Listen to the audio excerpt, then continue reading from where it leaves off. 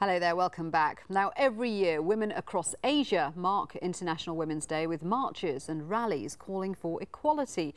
But are things improving? For the answer to that, let's cross to Kuala Lumpur, where Divya Gopolan is talking to women trying to make a difference. Well, surely with me here in Kuala Lumpur are Luz Martinez from ISIS International. It's a women's advocacy organization, and we also have Zaina Anwar, Executive Director of Sisters in Islam. Let's start with you, Luz. What do you see as the changing trends in women's lives in Asia over the past few years? Well, I think some of the things that had been mentioned also by Professor Elmira is that women are more sure of themselves, younger women are more confident, women are demanding more to be heard, are demanding their rights. I think that we're seeing some particular changes in Asia where women are marrying at a later age. More women are also postponing childbearing ages, and so much so that in Singapore and Japan, for example, they're enacting legislation to encourage women to marry and to have children. No? In Japan, we are also seeing women, especially at later age, divorcing, finally saying this was not happy for me, so I'm leaving the marriage. So we are seeing changes. There's legislation that has pro-women's legislation, violence on violence against women kinds of issues that we are seeing. We're seeing a revival of the women's movement where women are collecting and networking with each other and raising issues and bringing issues from a women's perspective. What are the mitigating factors that are pushing these trends? Well, some will say it's the economic, that more women are employed outside of the home in East Asia, for example, which is being counted as the highest area where women are employed. It's like 74% of women are employed. Others are saying, and it's particularly those of us in the women's movement, are saying that women are becoming more aware of the rights and what it is that they want, and so therefore they are themselves making the push in an organized way. But you know, in all of this changing, there's some other factors that are taking an impact in the region, and which is globalization, the opening up of borders to international trade and investment, which is also pushing the economic situation for many women, particularly marginalized women, even further down.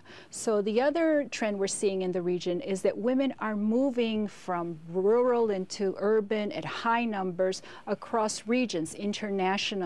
And over 50% of them are women. Along with this, it puts women in quite a vulnerable position. Absolutely, absolutely.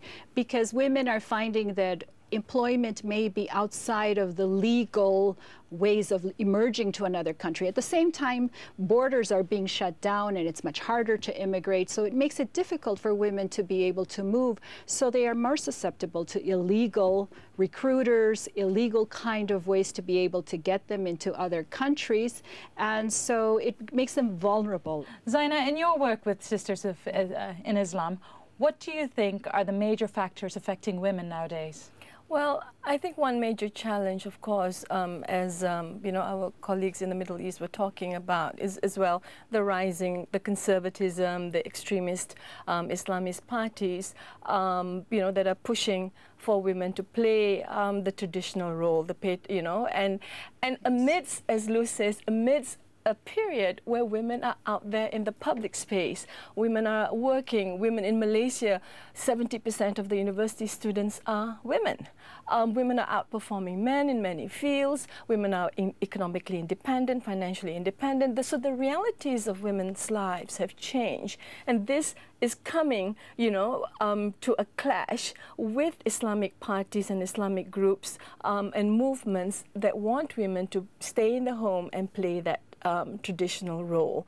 For example, in Indonesia, there's the anti-pornography law, which a lot of women have stood up against. Is this a sign of women empowering themselves and having more, knowing more what their rights are? Yeah, I think there's incredible growing confidence among women, among feminist women, that what their demand for justice and their demand for equality is not un-Islamic. So those who are against what we're doing are saying that this is against God's teachings, this is against Islamic law, law, this is against Islam, against the Prophet. But, but we've done our studies, and we know that the demand for justice, the demand for equality, for freedom, for dignity for women, are very much embedded in the teachings of the Quran and in Islamic values. And we're locating our struggle.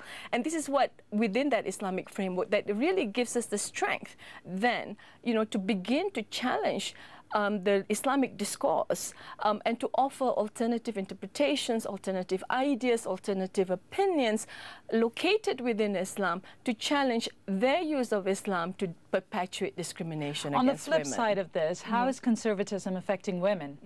Well, certainly if you look at the trends last year in Malaysia, amendments were made to the Islamic family law, and Malaysia, we're proud to have one of the best Islamic family laws in the Muslim world. And yet, over the past 10, 15 years, trends in amendments to the law have been discriminatory towards women, making divorce easier for men, making polygamy easier for men, which is like against what it should be. When the trajectory should be towards equality and justice, it had reverted backwards. But what is important, I think, is the fact that in Malaysia, we have the women's groups and human rights groups are challenging these trends. And I think this is really important, that we create that public space and claim our right to speak publicly on Islamic law, on Islamic issues, to have our voice heard. Because the Islamic groups like to say, and the mullahs also say, that you don't have a right to speak on Islam. Only the experts have a right to speak on Islam. And we say that when Islam is used as a source of law and public policy to govern our lives, then everyone has a right to speak on Islam. Whether you're an expert or not, you're a Muslim or not, we claim our right as a citizen. We have a right to challenge those laws. So this is the view from Malaysia. Luz, what are you seeing across Asia? Is conservatism rearing its head? Yes, absolutely. Many of what you are saying is also can be applicable to the Christian conservatism that we see on the increase. For example, in the Philippines, where I come from, the Christian right is becoming stronger and stronger, and you see that it's always on the issue of women, putting women back into the home. And Asia has some of the largest groups of young people. What do young women in Asia see as their future? Are they optimistic? On one side, it's this high consumerism about you can have it all. And on the other side is you're not supposed to have it all. So it's this young women can get caught in this middle, and it becomes very confusing for them. And at least also with the increasing poverty that we are seeing and the increasing gap between those who have and who do not have, we are seeing, yes, very empowered young women who are educated and have money. But that's just a minority, though. Exactly, because the majority are still not empowered women who have money, And so for young women, it's what options do they have in Philippines and in countries like India, and where there's a lot of outsourcing, there's call centers that even though they may have a degree, the jobs that do not go anywhere. And so what we see in many of the countries where there's migration is that they keep looking at going abroad as a solution to a lot of their economic, but also to the tradition backlash of having to go back into the home, when at the same time they've been seeing all this kind of things around them that says go out and try new things, have it all. Luz, Zaina, thank you very much for this overview on the trends affecting women nowadays. Thank you. Thank you. Thank you. Well, surely that's the picture from Asia. Thanks to my guests, Luz Martinez and Zaina. And now back to you in Doha. Divya, thanks very much. I just want to pick up on one thing that came out very clearly there from the discussion in Kuala Lumpur.